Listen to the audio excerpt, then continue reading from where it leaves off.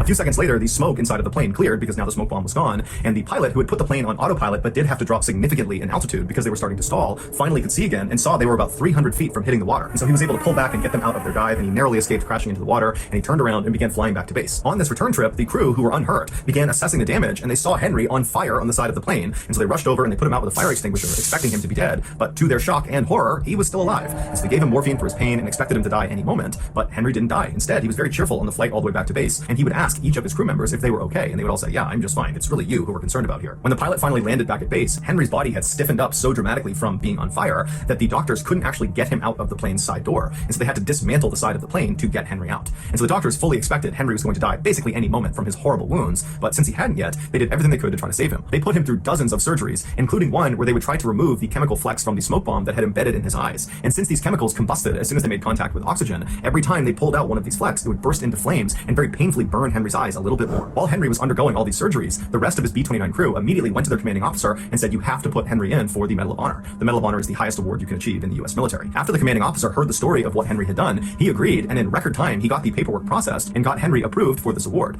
But there were no actual physical medals of honor on the island to actually present to Henry, and the officers and the rest of his crew were worried Henry would die before the actual medal was shipped out to the island to be given to him. And so the only Medal of Honor that was on this island was inside of a museum behind a glass case. And so one of the officers in Henry's crew went into the museum, shattered the case, took the display Medal of Honor, and rushed to Henry's bedside and put it around his neck. And then after that, somehow, Henry just didn't die. After dozens and dozens of surgeries, Henry actually regained sight in one of his eyes and regained the use of most of his body. Henry would later be asked in an interview what it was like to do this very heroic thing that he did. And he would say, well, I only moved the bomb 13 feet, but 13 feet feels like 13 miles when you're on fire. Henry would go on to be honorably discharged from the military, and he would spend the next 37 years working closely with other burn victims, trying to keep them positive and optimistic about their recovery. He would also go on to have 4 children, one of which became an Alabama state senator. In 2002, Henry died of natural causes at the age of 80. So that's